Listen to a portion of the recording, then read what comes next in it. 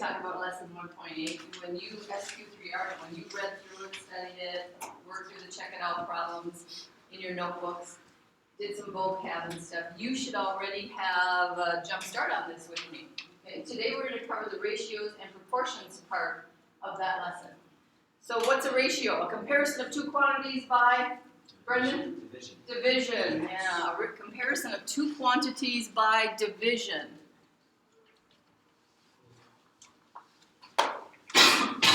And there are different ways we will see that written, okay? So the comparison of A to B could be written as A colon B.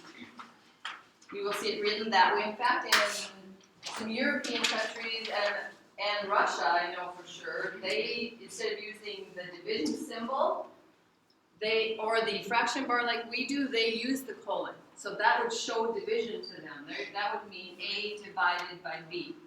Okay, so that's one way we can write it. The other way that we typically write a ratio is as a fraction, A over B. So if I'm comparing A to B, I can write it with that colon in between, or I can write it using the fraction bar. Now, is division fussy? Does order matter in division? Absolutely. So if we are supposed to compare something, and they give it to us in a specific order, that's the order we have to compare it in. We can't switch up that order because division doesn't allow us to do that. Okay, so be careful about that. What do you suppose B cannot equal? Did you learn anything in your studying of this lesson? What B can't be equal to something specific? Negative. Let me give you a little hint. It's because we deal with division. 0.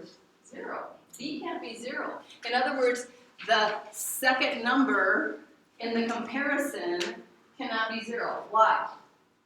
Because you can't divide by 0. Because you can't divide by 0. If you try on your calculator, just go ahead and try it. We've never experienced this. If you try to divide by 0, what happens? Divide by 0. Okay, somebody's calculator might say divide by 0 error. Anybody's calculator say syntax error? Anybody's calculator just say error? Anybody's calculator say 0? Okay, so it should never say 0 when you're dividing by 0. But can you divide into 0? Can A, in other words, be 0? What do you think? John says yes. Sage says yes. Can A be 0? So in other words, if I have 0 compared to 6, can I have that? What would it be? 0. It would be 0. So we can have 0 as the first number. We can divide into 0. We just can't divide by 0. Okay. And when we have a statement that two ratios, we have a comparison of two quantities, and we have another comparison of two quantities, and there's an equal sign in between, and they're saying they're equivalent. One is the same really as the other, even though they may not look alike. They're equivalent to each other. What do we call that? Brendan? Proportion. A proportion, yeah, we call it a proportion.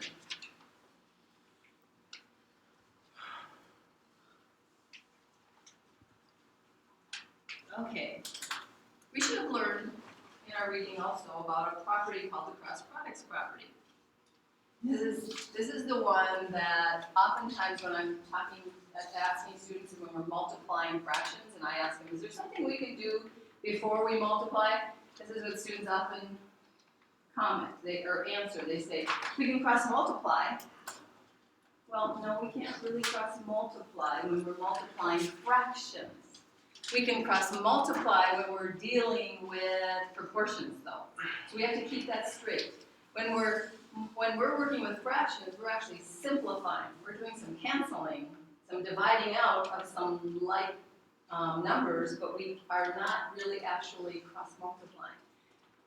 But we do in cross products. So here is just a generic, if we have A compared to B equal to C compared to D, or in other words, A over B equals C over D, they're saying those two ratios are equal to each other.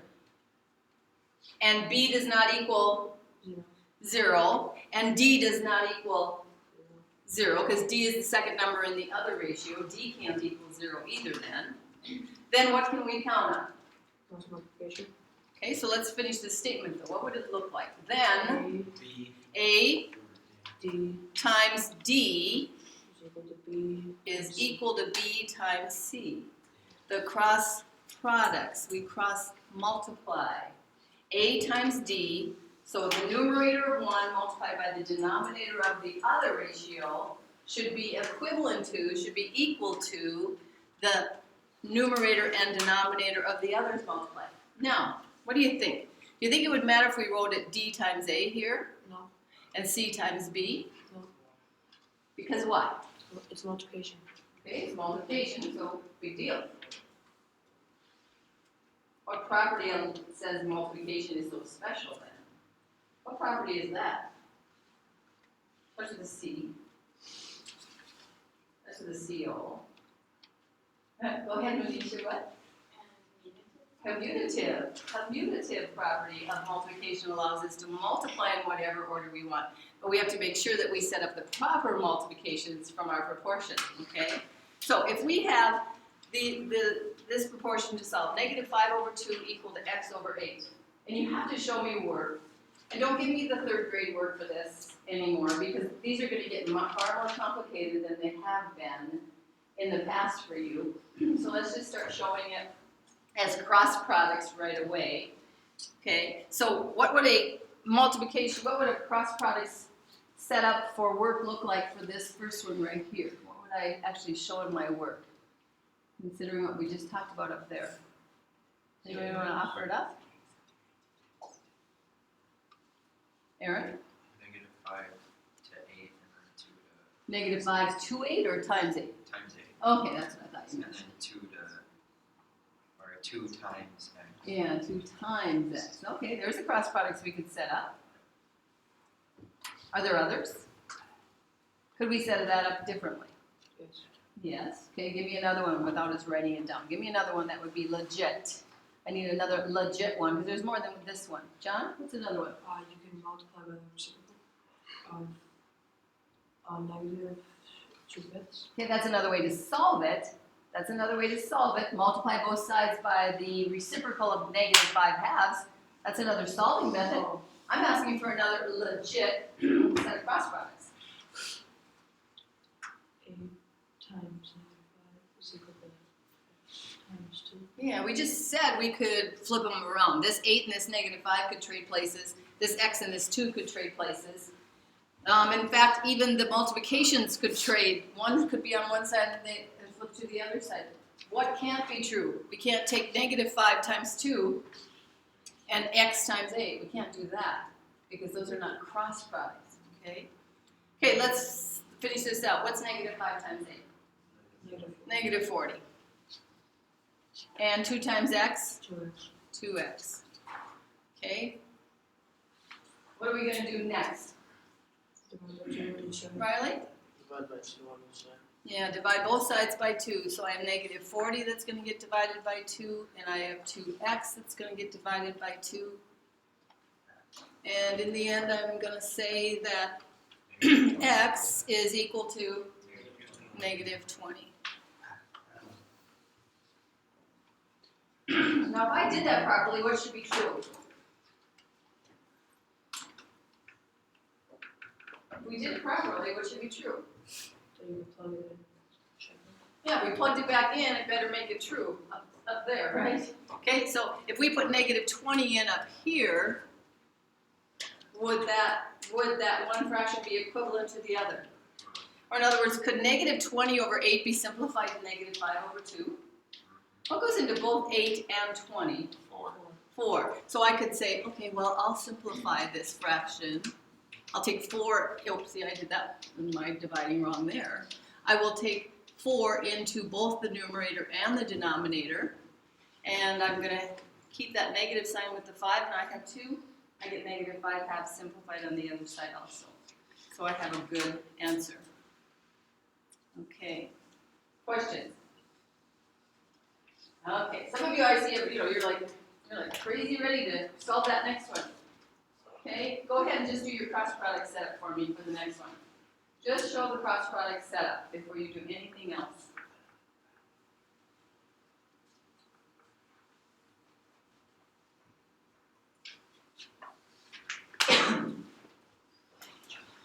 Okay, do I have a volunteer to go up here and write the cross products setup that they have? Go ahead, Sage. And you're not solving it, you're just giving us our cross products, that's all.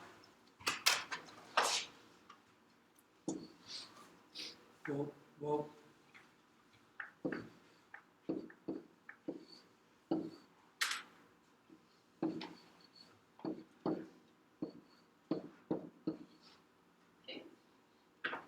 Thank you. Anybody have the same cross product setup that Sage does? Okay. Anybody use the multiplication dot instead of parentheses? Okay. Can we use the multiplication dot without parentheses in this one? What do you think? No. We have to be really careful. The parentheses are actually serving two purposes in this one. Two purposes. What's one of the purposes? To show what's being Showing multiplied. multiplication. What's the other purpose? And to do G plus 3 first. And the G plus 3, we're saying that's the numerator. I don't care if how long or how short the numerator is. If it's more than one term, it has to be in parentheses when we do multiplication. So you have to have those parentheses there. If you just happen to insert the multiplication dot besides, you can. You don't have to. Because now we're going to do, and then of course, some of us might say, well, you know what? I don't really have to have the numerator first. As long as I'm taking a numerator times the other's denominator, it doesn't matter which order I do it in, right? So I like to write it like this, but notice down over here it's interesting. Started with the numerator in that one, but started with the denominator on the other side. Does it matter? No. So, we can, typically I will put if I have just a constant term as one of the numerator or denominator, let that be the first factor. Okay, and now we're going to do our distributive property. Okay, go ahead and solve. Let's see if we all get the same answer.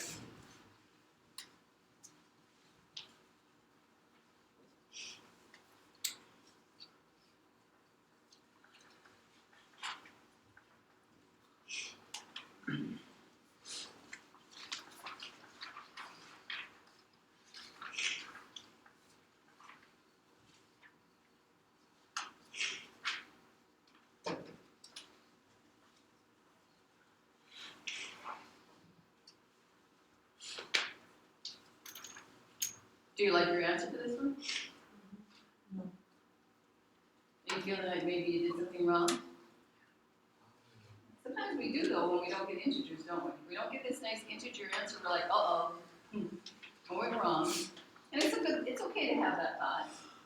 But I go back and I look at my work and I say, well, 4 times G is 4G, 4 times 3 is 12, it was addition. 5 times 7, I'm convinced is 35. I'm pretty certain I should subtract 12 from both sides. And then in my next step, I'm pretty certain I should divide both sides by 4. And then I say, but wait a minute, 4 doesn't go into 23 nicely. So what am I going to do? Resort to my calculator? No. How many times can 4 come out of 23? 5. 5 times. With how much left over? 3. 3. What do I do with that 3? Wonderful. Put it over the 4 that I'm dividing by. So I'm going to have G equals 5 3/4. I don't need the calculator. And there's my answer. Okay. So yes, we oftentimes feel like we're going wrong because it's like, oh, that's not a multiple of 4, 23 is not a multiple of 4, but sometimes we just don't get integer answers, that's all. Okay, any questions? Okay, that's solving proportions. Okay, now let's talk about how we can use proportions to problem solve. In fact, it's one of the handiest ways to problem solve is if you can set up a proportion. But here's what we have to make sure we do. Carefully set up your comparisons. Don't be haphazard. Don't just throw some numbers together and say, well, I got 4 numbers. It doesn't, this can go here, this can go here, that can go there, that can go there, and the rest will put the equal sign between it, and I have my proportion. And then I'm going to get my answer, and I'll be happy to have an answer, even if it doesn't make sense. Who cares? Because when I look at those math test scores from yesterday, I think there was a lot of who cares. going on. We're way lower than we should be as ninth graders right now in our math skills. And that saddens me. Okay, I'm not mad at you, but I'm really disappointed that that's where we're at. So I think it's time for some of us to buckle down and start making sure we're learning. Okay, the ratio of games won to games lost for a baseball team is 5 to 3. If a team has won 70 games, how many have they lost? Now, I'm here to say that there are other ways to solve this than the way I'm going to make you do it. This is not going to be the only way to solve this problem, but we're going to learn how to set up proportions to problem solve. So I want a proportion set up for that. Now, there's going to be more than one way that proportion would be set up. That would be a correct way, and then there's going to be some incorrect ways. Now, what I like to do is I like to do this. I like to take my ratios, and when I'm setting it up before I start my work, I like to put the labels in my proportion, right in my ratios. So what does that 5 represent?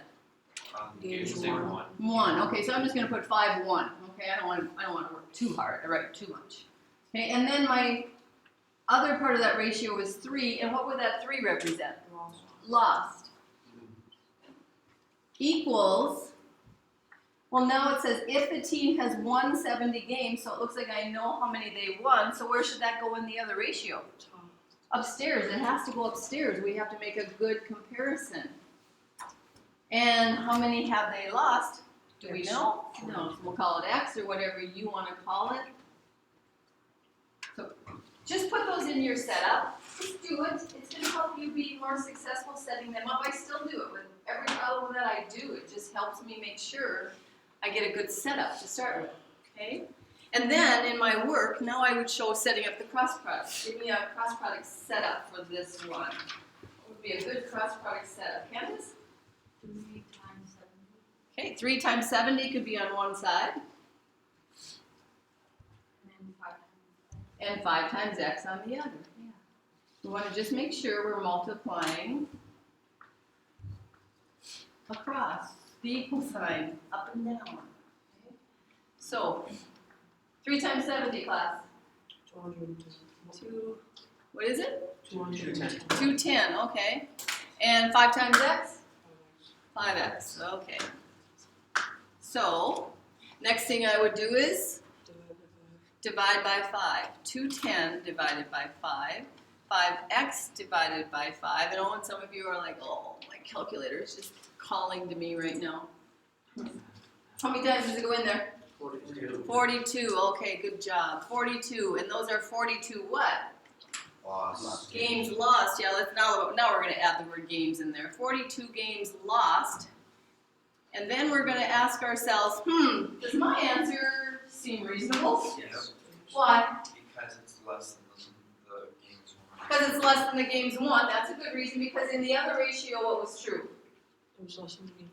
Yeah, it was the games lost was less than the games won. So in this ratio, they won more than they lost. So in this ratio, they better win more than they lose. So I'm feeling pretty good about that. Okay, anybody have any other reason why we should feel good about it?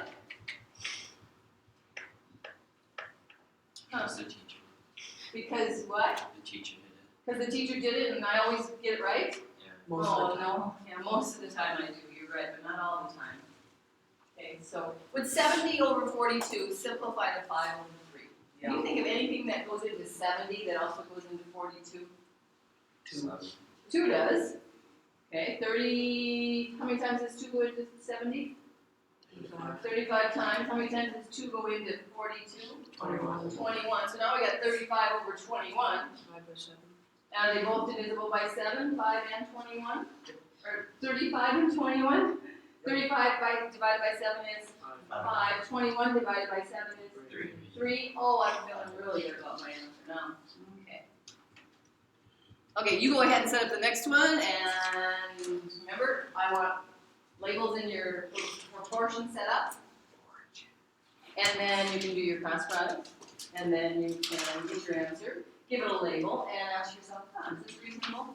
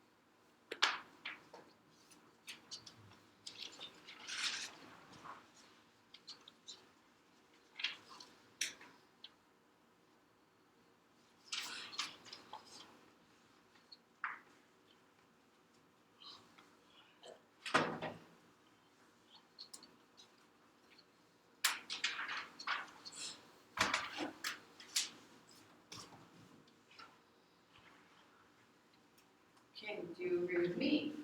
Yep. How did we know that the 3 represented the sale price? How did I know that 3 represented the sale and 4 the original? They didn't say it like that. They didn't say sale price is $3 and the original price is $4. That's not how it was stated. So John? Well, it's because you usually assume that a sale is less than the original. Well, you do assume that. That is true. You probably don't want to go to that sale if it's more than the original. So you could assume that. That would be one reason. Sage? It says the ratio of the sale price of the jacket to the original price. Yeah, so the words, and we have to keep them in the order they are. Sale price to, there's my colon right there. Original price. And remember, order matters in division, okay? So what if this was something that wouldn't make sense, like, well, yeah, the sale price should be lower than the original price. What if we were comparing the total number of dogs in Valley City to the total number of cats? And do we know which one should be larger than the other necessarily, or smaller than the other one necessarily? No. Okay. So anybody have any questions about this one? Proportions can be just a really good way to problem solve when you know 3 things and you need to find a 4th, and you can set up comparisons like this and then solve for that missing piece of information. Let me remind you, what we do in our notes, what we show in our notes, is what we show in our homework, okay? Anybody have any questions before we start on the